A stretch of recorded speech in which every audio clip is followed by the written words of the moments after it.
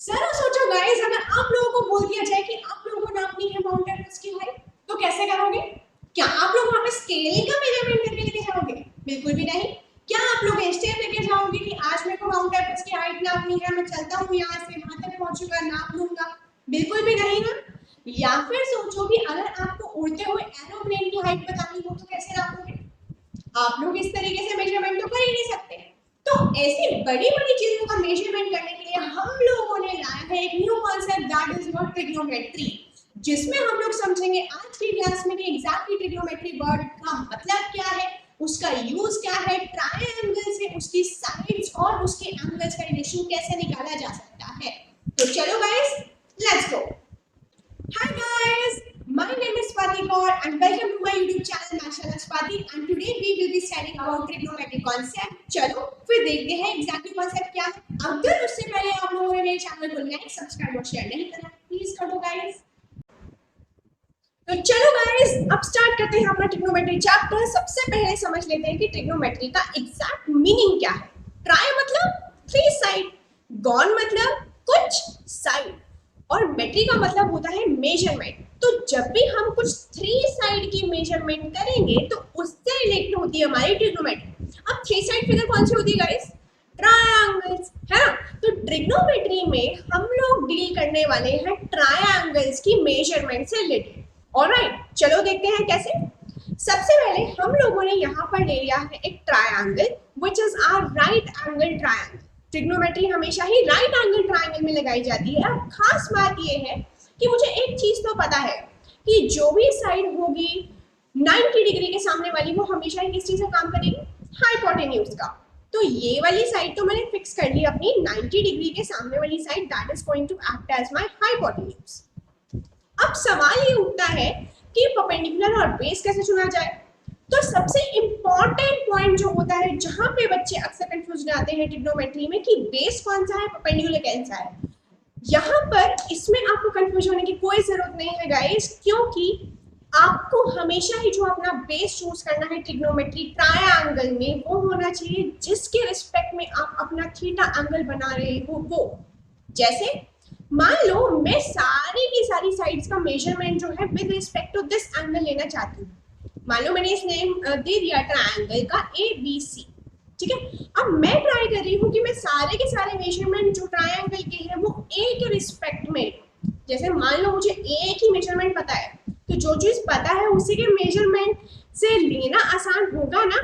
तो वही चीज हम लोग फोकस करेंगे कि मान लो A की मेजरमेंट आपको पता है एंगल की, आप सब कुछ उसी से ही रिलेटेड करना चाहते हो, तो आप ये कह सकते हो जो साइड आपके ए एंगल के एडजेसेंट होगी वो कहलाएगी आपकी बेस साइड, ठीक है। जैसे ए के एडजेसेंट वैसे तो 2 साइड है, लेकिन एक को हमने फिक्स कर दिया है यहाँ पे हाइपोटेन्यूज, तो जो बची हुई साइड होगी that is going to act as our base, ठीक है एवरीवन। और जो बची हुई साइड हुई ऑपोजिट ऑफ एंगल ए, उसको हम बोलते हैं परपेंडिकुलर। तो इस तरीके से आपको अपना चूज करना है हाइपोटेन्यूज कौन सी है, बेस कौन सी है, परपेंडिकुलर कौन सी है। कुछ बच्चे कंफ्यूजन हो रहे होंगे तो फिर से एक बार बता देती हूँ गाइस। जैसे आप लोगों ने ट्रायंगल अपना बनाया, मान लीजिए अब आपको इस बार एंगल बी की मेजरमेंट पता है, आप सब कुछ मेजरमेंट करना चाहते हैं with respect to angle number B. अब एक पॉइंट सबसे पहला जरूरी ये है कि 90 डिग्री की जो ऑपोजिट साइड होगी that is always going to be acting as hypotenuse. तो ये तो हाइपोटेन्यूज फिक्स है, लेकिन बेस वो वाली साइड होती है जिस एंगल के रिस्पेक्ट में हम लोग एडजेसेंट साइड मेजरमेंट कर रहे हैं। जैसे एंगल बी से एडजेसेंट कौन सी साइड है यहाँ पर, ये कह सकते हैं आप AB। तो now your AB side is going to act as your base. Clear है बच्चा? Very good, amazing time. चलो फिर अब आगे की टर्मिनोलॉजी समझते हैं कि ट्रिग्नोमेट्री चैप्टर स्टार्ट कहाँ से करना है और एग्जैक्टली ट्रिग्नोमेट्रिक रेशियोज है कौन सी, ठीक है। चलो लेट्स बिगिन।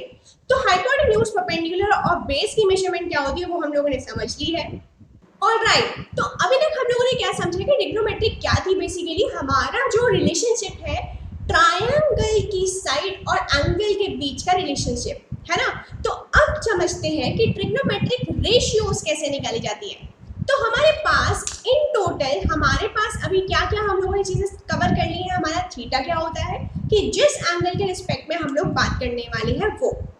और हम लोगों ने समझ लिया कि हाइपोटेन्यूज, बेस और परपेंडिकुलर कैसे आइडेंटिफाई होता है, वो भी डन है ना। अब मेन पॉइंट समझने वाला है कि हमारे पास इन टोटल 6 ट्रिग्नोमेट्रिक रेशियोज होती है। अब ये निकाली कैसे जाए, ये भी तो पॉइंट है ना।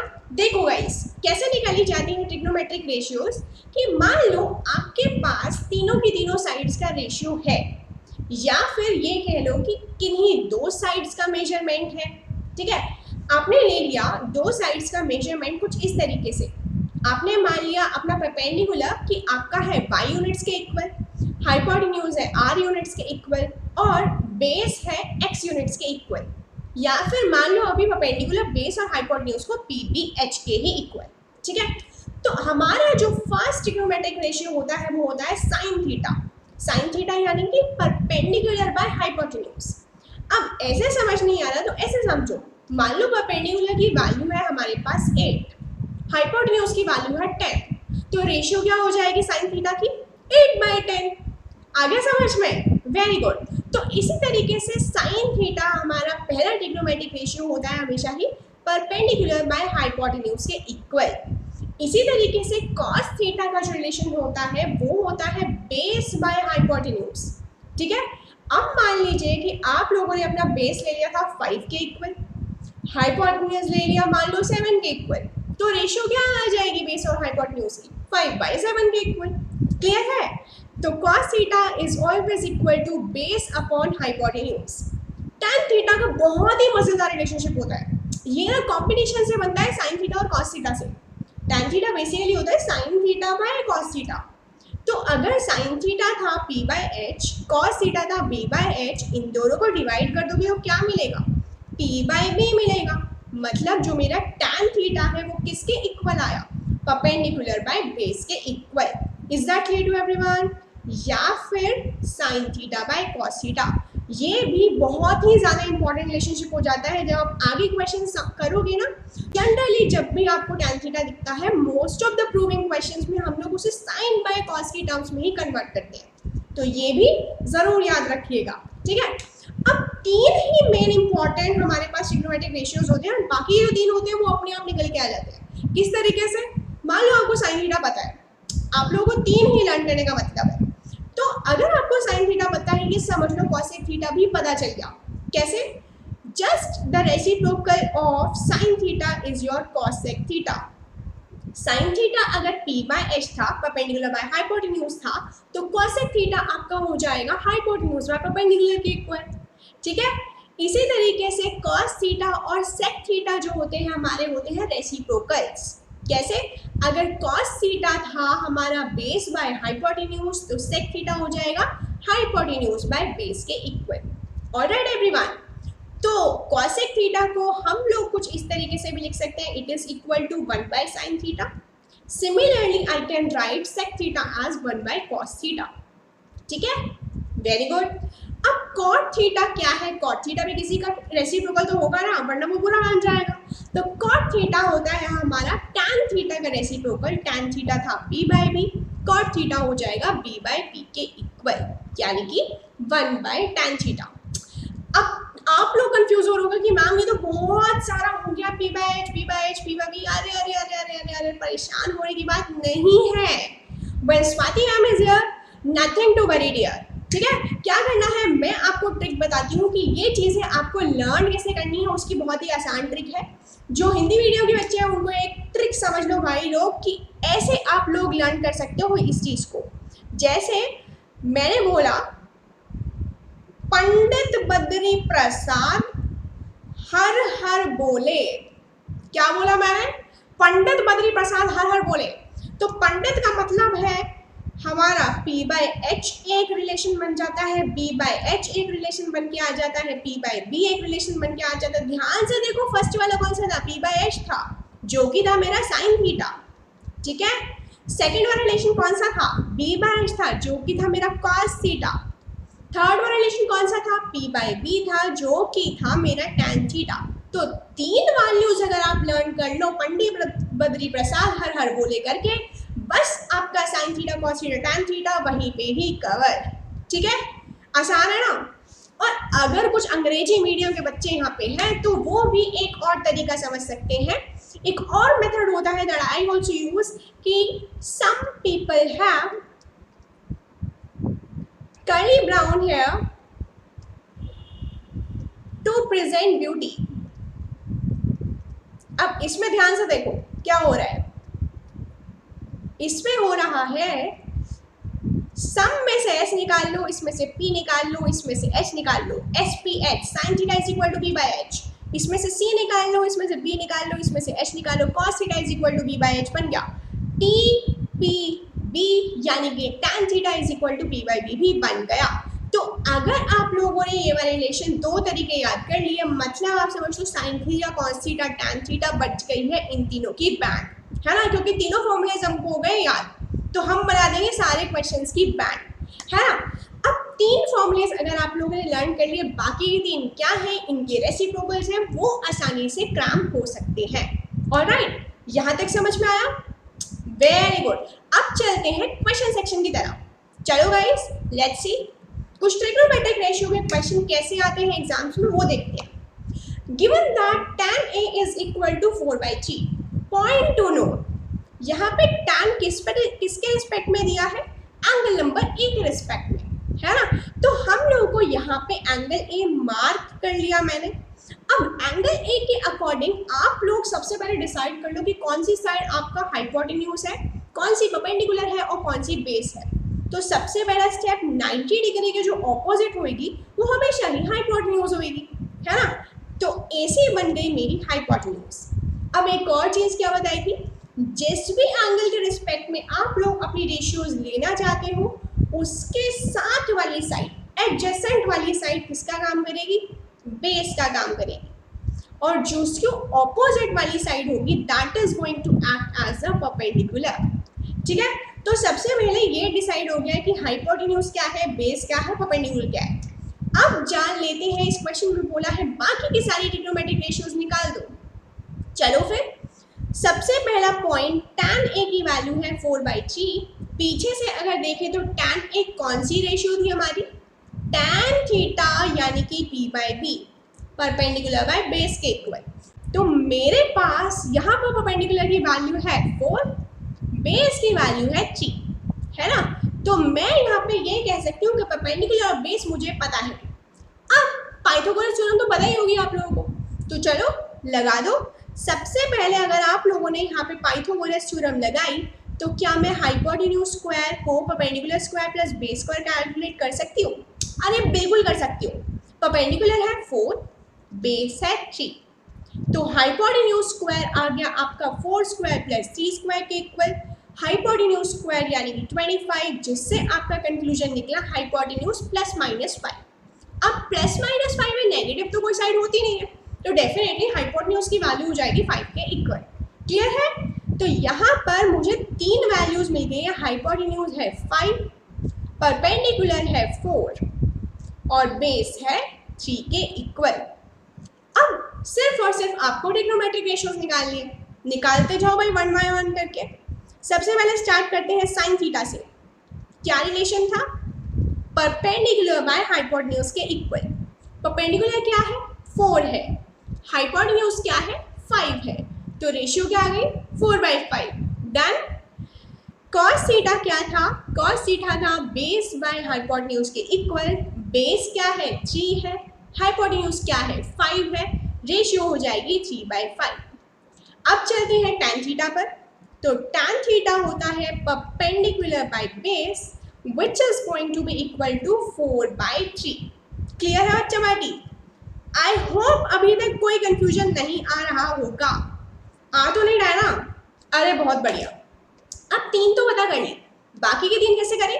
बाकी के 3 ऐसे करेंगे, साइन थीटा का मैंने आपको बताया था कि रेसिप्रोकल क्या होता है, कॉसेक थीटा। तो अगर साइन थीटा की वैल्यू है 4/5 तो कॉसेक थीटा क्या हो जाएगा, 5/4 के इक्वल। वंडरफुल। कॉस थीटा का रेसिप्रोकल क्या था, सेक थीटा। कॉस थीटा आया 3/5, सेक थीटा क्या आएगा 5/3। इसी तरीके से tan थीटा अगर 4/3 है तो cot थीटा इसका रेसिप्रोकल बन जाएगा 3/4 के इक्वल। क्लियर है सभी को? तो ट्रिग्नोमेट्रिक रेशियोज में कोई प्रॉब्लम आ रही है गाइस? नहीं आ रही? बहुत ही बढ़िया, बहुत ही बढ़िया, वेरी गुड। ऑलराइट देन, वापस आ जाओ एक नए क्वेश्चन के साथ। क्वेश्चन कह रहा है in triangle ABC right angle at B. Right angle at B का मतलब है बी पे हमारा 90 डिग्री एंगल बनना है। तो ये तो बहुत ही चीज क्लियर हो गई है कि 90 डिग्री सामने वाली एसी साइड हमारा हाइपोटेन्यूज से काम कर रही है, ये तो डन। अब क्या बोला इन्होंने, tan A की वैल्यू है 1/√3। tan A की वैल्यू ध्यान से देखना, एंगल A के रिस्पेक्ट में इन्होंने हमें छोड़ दिया है और tan A की वैल्यू दे दी 1/√3। अब होता क्या है, एंगल A के रिस्पेक्ट में 1/√3 tan थीटा होता है हमारा परपेंडिकुलर बाय बेस, मतलब इसके अकॉर्डिंग परपेंडिकुलर की वैल्यू है 1 और बेस की वैल्यू है √3। कब? जब मैं अपना एंगल A के रिस्पेक्ट में ले रही हूँ, है ना। तो सबसे पहले एंगल A को पकड़ा मैंने, ये आया मेरा बेस जो कि है √3, ये आया मेरा परपेंडिकुलर जो कि है 1 के इक्वल। तो हाइपोटेन्यूज कितना आ जाएगा, हाइपोटेन्यूज आ जाएगा perpendicular square plus base square. तो ये हो गया 1 square plus 3 which is 4 here. Hypotenuse square आया 4, यानी कि हाइपोटेन्यूज की वैल्यू हो जाती है ना 2 के इक्वल। तो measurement of side with respect to angle A हम लोगों ने निकाल ली है ना। अब ध्यान से देखो, ये कुछ कॉम्प्लिकेटेड सा क्वेश्चन लग रहा है। इसमें साइन A भी दे दिया, कॉस C भी दे दिया, कॉस A भी दे दिया, साइन C भी दे दिया। अभी तो हम लोग सब कुछ रिस्पेक्ट टू एंगल A कर रहे थे, ये C कहाँ से आ गया? C ऐसे आया कि इन्होंने हमें बेवकूफ़ बनाने की ट्राई करा, है ना। पर हम लोग इनकी ट्रिक में आएंगे नहीं। चलो फिर देखते हैं, सबसे पहले एंगल A से डील करते हैं। तो एंगल A के रिस्पेक्ट में सबसे पहले अगर साइन A की वैल्यू की बात करूं तो क्या आई गाइस? साइन है होता था हमारा परपेंडिकुलर बाय हाइपोटेन्यूज, परपेंडिकुलर है 1, हाइपोटेन्यूज है 2, तो साइन A की वैल्यू हो गई 1/2, है ना। इसी तरीके से कॉस A की अगर मैं बात करूं तो कॉस A हो जाएगा बेस बाय हाइपोटेन्यूज जो कि हो जाएगा √3/2 के इक्वल, करेक्ट। तो ये चीज़ तो बहुत ही अच्छे से क्लियर हो गई है। अब ध्यान से देखो, नेक्स्ट चीज़ आती है cos C और sin C निकालने की। अब कुछ कुछ चीज़ें with respect to angle C भी निकालनी है मतलब हमें। तो सबसे पहला पॉइंट नोट करने वाली बात ये है कि जब हमारा C एंगल के रिस्पेक्ट में हम लोग निकालेंगे तो हमारा बेस और परपेंडिकुलर चेंज हो जाएगा, है ना। क्योंकि जो साइड यहाँ पर पहले परपेंडिकुलर का काम कर रही थी with respect to angle number C, वही साइड किस चीज़ से काम कर रही है? बेस का ना, क्योंकि वो एंगल C से बिल्कुल एडजेसेंट है। So this side is going to act as base here.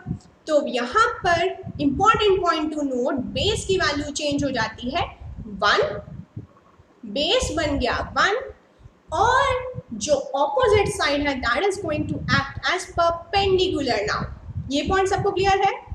Adjacent side हो जाएगी बेस और सामने वाली साइड हो जाएगी perpendicular, if I am talking with respect to your angle number C, ठीक है। तो यहाँ पर इसको चेंज करके लिख देते हैं बेस और परपेंडिकुलर। अब बहुत ही इजी क्वेश्चन बनने वाला है, क्योंकि अब कुछ नहीं बचा इस क्वेश्चन में। अब क्या बचा है? सिर्फ और सिर्फ आपको निकालनी है किसकी वैल्यू? cos C और sin C की वैल्यू। तो चलो, with respect to angle number C, cos C का मतलब क्या था? cos मतलब बेस अपॉन हाइपोटेन्यूज, है ना। तो बेस है हमारा 1, हाइपोटेन्यूज है 2, तो cos C की वैल्यू हो जाएगी 1/2। And with respect to angle number C, यही वैल्यू अगर sin C निकालेंगे तो क्या आ जाएगा? परपेंडिकुलर बाय हाइपोटेन्यूज, परपेंडिकुलर है √3, हाइपोटेन्यूज है 2, तो ये हो जाएगी √3/2 के इक्वल। अरे कितना आसान क्वेश्चन था ये, फालतू में इतना कॉम्प्लिकेट करा, है ना। चलो अभी इसको सॉल्व कर लेते हैं फटाफट से बच्चा पार्टी। तो sin A की वैल्यू 1/2, cos C की वैल्यू 1/2, तो 1/2 इंटू 1/2 प्लस cos A की वैल्यू √3/2, sin C की वैल्यू √3/2। तो यहाँ पे आपके पास आ गया, ये हो गया आपके पास 1/4, ये हो गया आपके पास 3/4 which is equal to 1 here. इतने बड़े क्वेश्चन की वैल्यू आई 1 के इक्वल, अरे भाई वाह। तो 1 इज योर फाइनल आंसर। आपको इन क्वेश्चंस में नोट क्या करना है कि आपका जो एंगल है with respect to angle A लिया जा रहा है या सी लिया जा रहा है, कुछ और के रिस्पेक्ट में लिया जा रहा है, उसके अकॉर्डिंग आपको ट्रायंगल का बेस परपेंडिकुलर हाइपोटेन्यूज कैलकुलेट करना है। अगर सिर्फ 2 मेजरमेंट है तो सबसे पहला पॉइंट आप लोग लगा सकते हो अपना पाइथागोरस थ्योरम से, आप लोग निकालो उस थर्ड साइड की वैल्यू, फिर जब अपने निकाल दो ट्रिग्नोमेट्रिक रेशियोज। तो फर्स्ट कंसेप्ट ट्रिग्नोमेट्रिक रेशियो से क्लियर हो गया सभी को? Very good. तो चलो अब नेक्स्ट कंसेप्ट पे चलते हैं जो कि है हमारा ट्रिग्नोमेट्रिक एंगल्स। भाई वाह भाई वाह। ट्रिग्नोमेट्री के कुछ स्पेसिफिक एंगल्स होते हैं गाइस जिनकी वैल्यूज हमेशा ही रहती है फिक्स। कुछ ऐसे एंगल्स हैं 0 डिग्री, 30 डिग्री, 45 डिग्री, 60 डिग्री और 90 डिग्री। इन 5 एंगल्स की ये जो 6 ट्रिग्नोमेट्रिक रेशियोज होती हैं वो एंगल की वैल्यू फिक्स रहती हैं। ठीक है, जैसे साइन 0 की अगर बात करूँ तो हमेशा 0 ही रहेगा, साइन 0 इज 0। साइन 30, जैसे हम लोग पिछले वाले क्वेश्चन में ए और सी करके बात कर रहे थे ना, या फिर थीटा करके, यहाँ पर हम लोगों ने थीटा की वैल्यू कुछ फिक्स कर दी है, 30 degree, 90 degree, 60 degree and so on. तो अगर मैं साइन 30 की बात करती तो वो हो जाती 1/2 के इक्वल। तो इसी तरीके से ये जो 5 एंगल्स की वैल्यूज हैं वो है हमारी फिक्स। अब इनको लर्न कैसे करना है ये सीखिए गाइस। बहुत ही बड़ी टेबल है ना, मुश्किल तो होगी थोड़ी। तो देखो मैंने कैसे लर्न करनी थी, मैं अपना तरीका बता देती हूँ यहाँ पर कि आपको ध्यान देना है, आपको सिर्फ एक ही रो लर्न करनी है। ठीक है, वो है साइन थीटा। साइन थीटा वाली रो आपको लर्न करनी है। तो देखो यहाँ पे साइन 0 की वैल्यू हमेशा ही होती है 0 के इक्वल। ठीक है, मान लो आप लोगों ने साइन 0 की वैल्यू लर्न कर ली। अब देखो ध्यान से कि साइन और कॉस में क्या क्या रिलेशंस होंगे। जो साइन 0 की वैल्यू होगी ना वही वैल्यू होती है आपकी कॉस 90 की। कुछ क्रॉस में आपको रिलेशनशिप बनाने हैं। तो साइन 0 0, कॉस 90 भी 0। अब देखो ध्यान से, साइन 90 की वैल्यू होती है 1, वही वैल्यू किसकी हो जाएगी, कॉस ऑफ 0 की वैल्यू। तो लगा दिया क्रॉस साइन, तो जो साइन 0 की वैल्यू वही कॉस 90 की वैल्यू, जो कॉस 0 की वैल्यू वही साइन 90 की वैल्यू। ठीक है, एक पॉइंट डन हो गया यहीं पर। अब दूसरा रिलेशन बनता है 30 डिग्री और 60 डिग्री एंगल्स के बीच में। अब 30 डिग्री की आपने साइन 30 की वैल्यू लर्न कर ली, दैट इज 1/2। मैंने क्या बताया आपको, क्रॉस रिलेशन बनाना है। तो साइन 30 की जो वैल्यू होगी वही वैल्यू किस चीज़ की होनी चाहिए, कॉस 60 की। यानी कि कॉस 60 की जो वैल्यू होगी वो भी होगी 1/2 के इक्वल। ठीक है, अब देखो ध्यान से, अब साइन 60 की वैल्यू होती है √3/2, तो वही वैल्यू किसकी हो जाएगी, cos 30 की, विच इज ऑल्सो √3/2 के इक्वल। साइन 45 जो बच गया बीच में, उन दोनों की वैल्यूज ले लो same. Sine 45 is also 1/√2, cos 45 is also 1/√2। तो आपको कुछ ऐसे क्रॉस में चलते जाना है, 0 और 90, 30 और 60, 45 और 45 का रिलेशन बनाते जाओ। एक साइन की टेबल लर्न कर लो, पूरा का पूरा टेबल हो जाएगा इस तरीके से लर्न। अब बोलोगे कि अरे मैम ये तो दो ही लेन हुई, बाकी की लेन कैसे होंगी। टैन होती है बच्चे, याद है जब मैं टैन थीटा की वैल्यू बढ़ा रही थी मैंने आपको बताया था वो तो साइन बाय कॉस के इक्वल। तो साइन है यहाँ पर साइन 0 इज 0, कॉस 0 इज 1, 0/1 क्या होता है 0। साइन 30 की 1/2, कॉस 30 की √3/2 डिवाइड करोगे आ जाएगा 1/√3। Similarly goes for other values, divide करते जाओ, आपको पूरे के पूरे टैन थीटा की टेबल मिल गई, बिल्कुल मिल गई।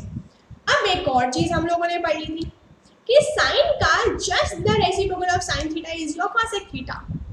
तो अगर मान लीजिए साइन 30 की वैल्यू है 1/2, तो कॉसेक 30 की क्या हो जाएगी, उसका रेसिप्रोकल 2/1 के इक्वल। इसी तरीके से साइन 45 है 1/√2, तो कॉसेक 45 क्या हो जाएगा, √2/1। तो साइन की सारी रेसिप्रोकल्स वैल्यू हो जाएंगी आपकी कॉसेक के इक्वल। इसकी रेसिप्रोकल कॉसेक, कॉस का रेसिप्रोकल था हमारा सेक, और टैन का रेसिप्रोकल था कॉट के इक्वल। तो इस तरीके से पूरी की पूरी टेबल मेरे अकॉर्डिंग लर्न की जा सकती है। कर सकते हो ना, वेरी गुड, अमेजिंग दैट। चलो फिर अब क्वेश्चन कर लिए जाए। First question, evaluate the value of cosec square 45 degree plus tan square 45 minus 3 sin square 90 degree. तो देखो वैल्यूज देखो टेबल से और रखते जाओ डायरेक्टली वैल्यूज। cosec स्क्वायर 45 की वैल्यू sin 45 की वैल्यू क्या थी 1/√2। तो cosec 45 इसका रेसिप्रोकल क्या हो जाएगा √2/1 का स्क्वायर, है ना। tan 45 क्या था गाइस 1 थी इसकी वैल्यू, तो इसका स्क्वायर लेना है तो that is going to be 1 square minus 3 sin square 90 very easy value sin 90 होता है 1 तो 1 का स्क्वायर। तो इस तरीके से वैल्यूज रख दो। √2 का स्क्वायर लिया तो आया 2, ये आया 1, ये आया 3, तो फाइनल आंसर क्या आया 3 minus 3 which is equal to 0। है ना बहुत इजी, अरे बहुत इजी था, कुछ नहीं करा सिर्फ वैल्यूज लिखी और आंसर आ गया। Next question. अरे अरे अरे अरे तो बड़ा सा लग रहा है, चलो इजी इजी करेंगे, ठीक है। सबसे पहले sin 30 की वैल्यू टेबल में देखो sin 30 क्या है 1/2, यहाँ पे रख दिया 1/2। tan 45 की वैल्यू क्या है गाइस टेबल से 1 है तो यहाँ पे रख दिया 1। cosec 60, cosec किसका रेसिप्रोकल होता है sin का, sin 60 है √3/2 तो cosec 60 क्या हो जाएगा 2/√3। समझ आ रहा है बच्चे, वेरी गुड। अभी देखो sec 30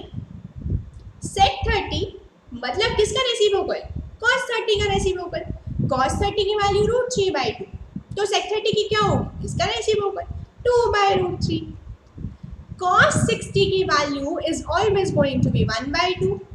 cot 45 यानी कि tan 45 का reciprocal which is equal to 1। तो ये आ गई आपकी सारी वैल्यूज यहाँ पर। अब इसको कर दो सॉल्व, है ना। चलो फिर, तो जैसे ही आप लोग यहाँ पे एलसीएम लोगे तो एलसीएम लेने के बाद आपको मिलेगा 2√3 इन द डिनोमिनेटर और ये कुछ न्यूमरेटर √3 प्लस 2√3 माइनस 4 आ गया। Similarly in the denominator you are getting 4 plus √3 plus 2√3/2√3। 2√3 और 2√3 डिनोमिनेटर से हो गए गायब। हमारे पास सिंपली बच गया यहाँ पर √3 प्लस 2√3 जो कि होता है 3√3 के इक्वल minus 4 as it is. Denominator में चले तो √3 प्लस 2√3 आया मेरे पास 3√3 और ये बच गया +4। क्लियर है बच्चा, वेरी गुड। अब point to note here is that कि आप चाहें तो यहाँ पर इसको अपना सोल्यूशन रोक भी सकते हैं और कुछ बच्चे ऐसे होते हैं जिसको आगे रैशनलाइज भी करा जा सकता है। तो जिनको रैशनलाइज करना है वो लोग आगे रैशनलाइज कर दें। रैशनलाइज करने के लिए 3√3 माइनस 4 से ऊपर नीचे मल्टीप्लाई करके इसको आप फर्दर सॉल्व कर सकते हैं and your answer is going to be equal to 43 minus 24√3/11। Alright, तो था ना इजी, सिर्फ और सिर्फ टेबल लर्न करी और सारी की सारी वैल्यू सब्स्टिट्यूट कर दी, फिर तो आपको सॉल्व भी करना है। बहुत ही इजी कैलकुलेशन है। चलो फिर नेक्स्ट कॉन्सेप्ट पे चलते हैं guys, which is your trigonometric ratios of complementary angles. Complementary angles, complementary angles तो हमने पढ़े हैं ना। हाँ, कॉम्प्लीमेंट्री एंगल्स वो एंगल्स होते हैं जिनका सम आता है 90 डिग्री इक्वल। यहाँ पे इसका क्या रोल है, चलो देखो फिर क्या रोल है। कॉम्प्लीमेंट्री एंगल्स गाइस वो एंगल्स होते थे जिनका सम आता था 90 डिग्री के इक्वल। लेकिन point to note here is that कि हम लोग ट्रिग्नोमेट्री में पहले से ही राइट एंगल ट्रायंगल से डील कर रहे हैं जिसमें एक एंगल ऑलरेडी 90 है। मतलब क्या है कि यहाँ पर अगर आप दूसरा एंगल थीटा ले रहे हो तो दूसरा एंगल जो बचा हुआ है आपको वो किसके मेजरमेंट के इक्वल होगा। अगर एंगल कॉम्प्लीमेंट्री है तो ये एंगल हो जाएगा 90 माइनस थीटा के इक्वल। क्लियर है, तो जब भी कॉम्प्लीमेंट्री एंगल्स को कॉन्सेप्ट यूज में आए आपको अपने दो एंगल्स लेने हैं, एक थीटा तो दूसरा 90 माइनस थीटा। ठीक है एवरीवन, तो यहाँ पर कुछ इस तरीके से रिलेशनशिप बनता है, sine theta is always equal to cos 90 minus theta और cos theta is equal to sine 90 minus theta. ये दोनों आपस में पेयर बना रहे हैं, साइन और कॉस, इनकी एक मिली भगत है। ठीक है, ये दोनों हमेशा रूल करते हैं। साइन थीटा का जब आप कॉम्प्लीमेंट्री एंगल लोगे तो बन जाएगा cos 90 minus theta, cos theta का लोगे तो बन जाएगा sine 90 minus theta. Deal done, बहुत बढ़िया। अब चलो टैन और कॉट ऐसे मिलके पेयर बना देते हैं tan theta is equal to cot 90 minus theta और cot theta is equal to tan 90 minus theta. ठीक है, ये भी डन। बचा क्या, sec और cosec। तो sec theta is equal to cosec 90 minus theta. ऐसे ही जब आप cosec थीटा करोगे तो हो जाएगा sec 90 माइनस थीटा। क्लियर है सभी को? बहुत ही आसान कॉन्सेप्ट है कॉम्प्लीमेंट्री एंगल्स का। अब ध्यान से आपको क्वेश्चन में नोटिस करना है कि आपको जो एंगल्स दिए जाएंगे वो जनरली थीटा के टर्म्स में नहीं होंगे, वो एंगल होंगे उनकी वैल्यू से कॉम्प्लीमेंट्री होंगी। जैसे मान लीजिए एक एंगल दे दिया 45, तो कॉम्प्लीमेंट्री क्या हुआ, 45 ही तो हुआ, तो 45 और 45 मिलके 90 बनाते हैं ना। एक एंगल दे दिया 40, तो दूसरा क्या हो जाएगा 50। तो आपको क्वेश्चन देख के सबसे पहले आइडेंटिफाई करना है कि कौन से पेयर ऑफ एंगल्स बना रहे हैं कॉम्प्लीमेंट्री सेट ऑफ एंगल्स। तो चलो देखते हैं कैसे क्वेश्चन आते हैं। Let's go. First question states that evaluate the following cos 48 cos 42 minus sin 48 and sin 42 degree. अब ध्यान से देखने वाला पॉइंट इसमें ये है गाइस कि 48 और 42 को अगर आप ध्यान से देखो, 48 और 42 का सम क्या आता है, 90 डिग्री आता है। मतलब ये कैसे टाइप के एंगल्स जो है, कॉम्प्लीमेंट्री एंगल्स जो है ना। तो अब ध्यान से देखो कॉम्प्लीमेंट्री एंगल्स में क्या कुछ रिलेशनशिप था साइन और कॉस के बीच में, बिल्कुल था, बिल्कुल। क्या था, साइन थीटा होता था कॉस 90 माइनस थीटा, ऐसे ही कॉस थीटा होता था साइन 90 माइनस थीटा। ध्यान से देखो, क्या मैं 48 डिग्री एंगल को 90 माइनस 42 लिख सकती हूँ, लिख सकती हूँ, है ना। इसको एज इट इज छोड़ देती हूँ, अभी इसको मैंने ऐसे लिख लिया। क्या मैं इस 48 डिग्री एंगल को भी ऐसे लिख सकती हूँ, बिल्कुल लिख सकती हूँ। तो यहाँ पे मैंने लिख दिया साइन 90 माइनस 42 डिग्री के इक्वल। ठीक है, तो ये पॉइंट तो सबको क्लियर हो गया ना कि मैंने 48 डिग्री को अभी कुछ ज़्यादा नहीं छेड़ा है, बस उसको 90 माइनस 42 करके लिख दिया है। अब ध्यान से देखो आइडेंटिटी, ये आइडेंटिटी क्या बनी, कॉस 90 माइनस थीटा की जैसे दिख रही है ना। तो कॉस 90 माइनस 42 किसके इक्वल होगा, साइन 42 के इक्वल होगा कि नहीं होगा, साइन 42 और ये रहा कॉस 42 डिग्री। अब यहाँ पे देखो ध्यान से, ये बन गया मेरा साइन 90 माइनस 42 साइन 42 डिग्री, और साइन 90 माइनस थीटा जैसा दिख रहा है ना, वो किसके इक्वल था guys, sine 90 minus theta cos theta के इक्वल। तो ये बन गया यहाँ पर कॉस ऑफ 42 डिग्रीज। क्लियर है? अरे होगा कैसे नहीं, मैंने जो पढ़ाया है ना।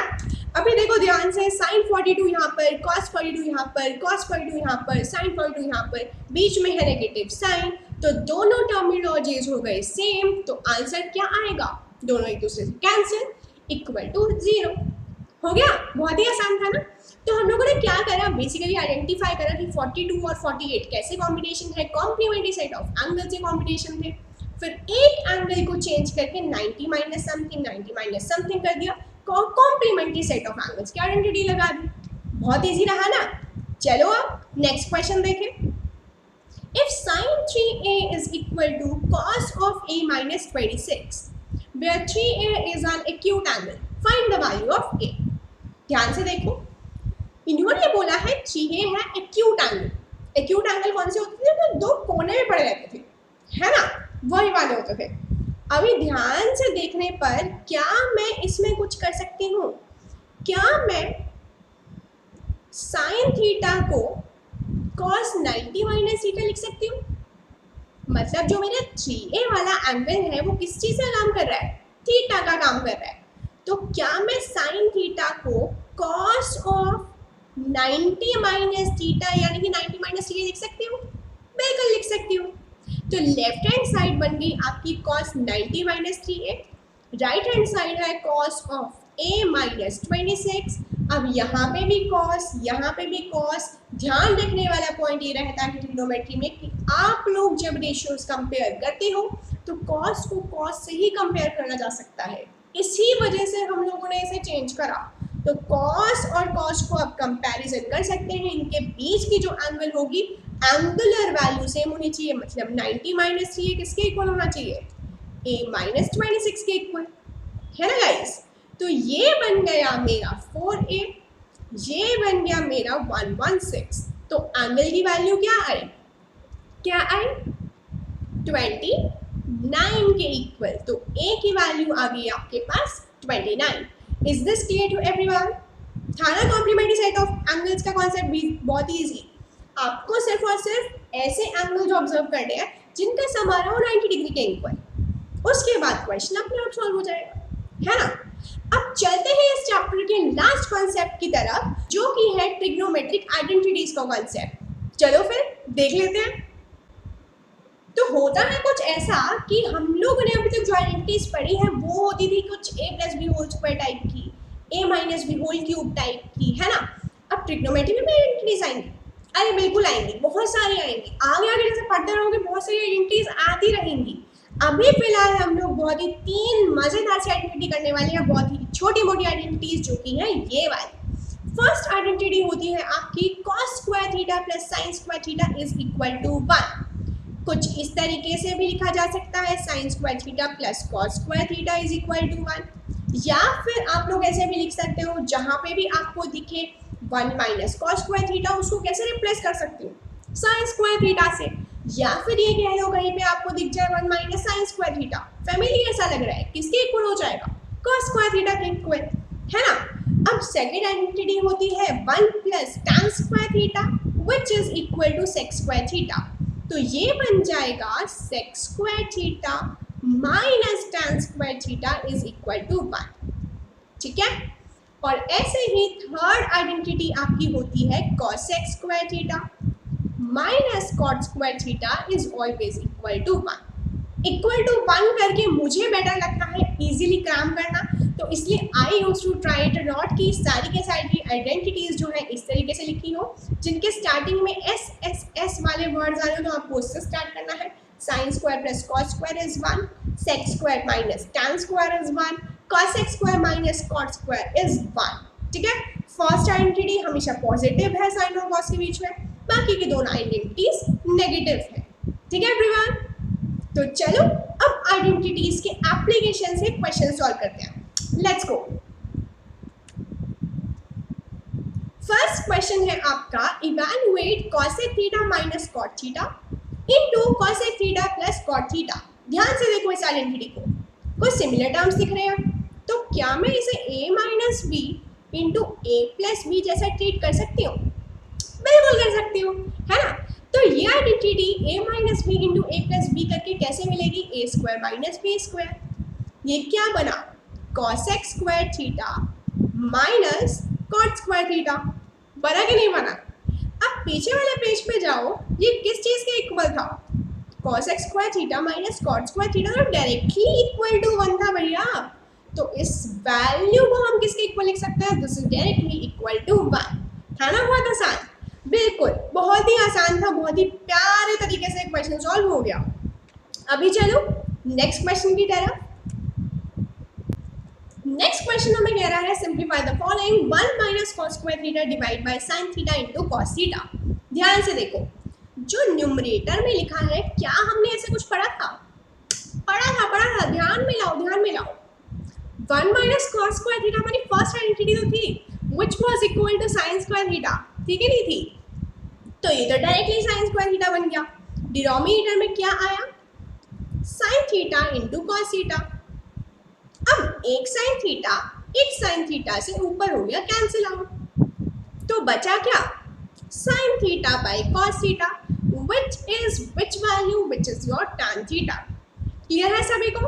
तो एक बहुत ही माइनर सी आइडेंटिटी हमने इसमें लगाई और हमारे पास आंसर बहुत ही प्यारा सा आ गया which is equal to tan theta, ठीक है। अब चलते हैं धाकड़ क्वेश्चन की तरफ, लेट्स गो। क्वेश्चन कह रहा है prove the following sin theta plus cosec theta whole square plus cos theta plus sec theta whole square which is equal to 7 plus tan square theta plus cot square theta.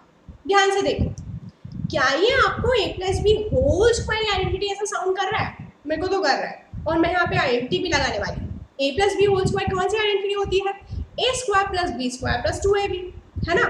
तो ये आपका हो गया sin square theta plus cosec square theta plus 2 sin theta cosec theta, correct. अब चलते हैं second bracket पर। ये बना आपका same identity a plus b whole square के एप्लीकेशंस है। ये हो गया cos स्क्वायर थीटा, ये हो गया sec स्क्वायर थीटा, और ये बन गया 2 cos theta sec theta, correct. ये तो हमारा हो गया सॉल्व। अब ध्यान से देखो इस चीज को, यहाँ पे आ रहा है sin स्क्वायर थीटा, यहाँ पे आ रहा है cos स्क्वायर थीटा। क्या sin square theta plus cos square theta किसी के इक्वल था? बिल्कुल था, 1 के इक्वल था। तो क्या मैं इसको 1 कंबाइन करके लिख सकती हूँ? ये वाले और ये वाले टर्म हो गए गायब, combining to form 1 here.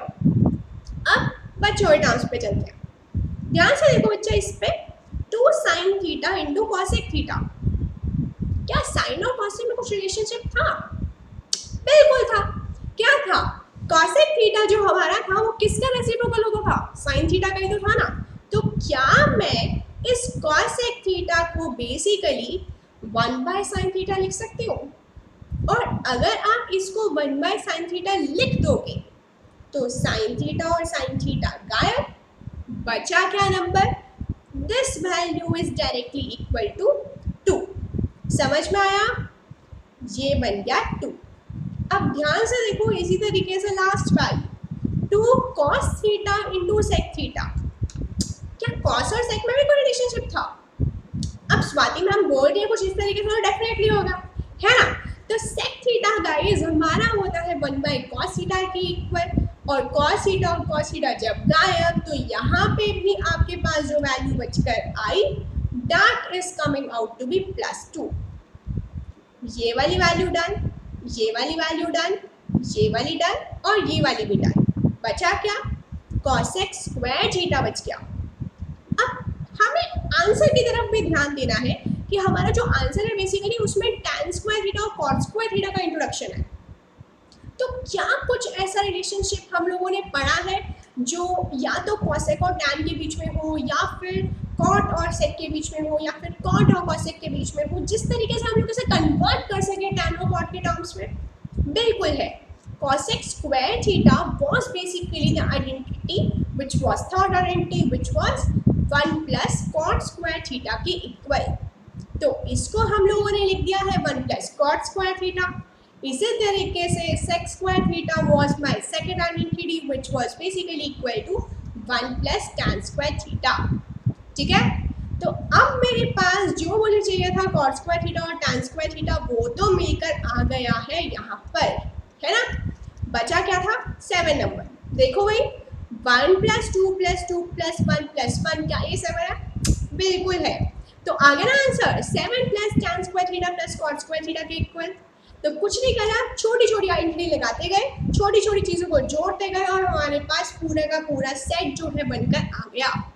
Point to note here is that guys कि हमारा जो ट्रिग्नोमेट्री चैप्टर है वो बहुत ही इजी है, कॉन्सेप्ट बहुत ही इजी है। सबसे पहले हम लोगों ने क्या पढ़ा? ट्रिग्नोमेट्रिक रेशियोज क्या थी? 3 ट्रिग्नोमेट्रिक रेशियोज बहुत ही इंपॉर्टेंट होती हैं। Sine theta is equal to p/h, cos theta is equal to v/h, tan theta is equal to v/v, था ना, जिसको हम लोगों ने पंडित बद्री प्रसाद हरर बोले करके भी कर लिया था, या फिर अंग्रेजी के टाइम से some people have curry brown hair to present beauty करके भी कर लिया था। तो ये हो गया ट्रिग्नोमेट्रिक रेशियो कॉन्सेप्ट। फिर हम लोगों ने चला ट्रिग्नोमेट्रिक की एंगल्स की कुछ स्पेसिफिक वैल्यूज होती है जिसके पास आपका बड़ा सा टेबल था।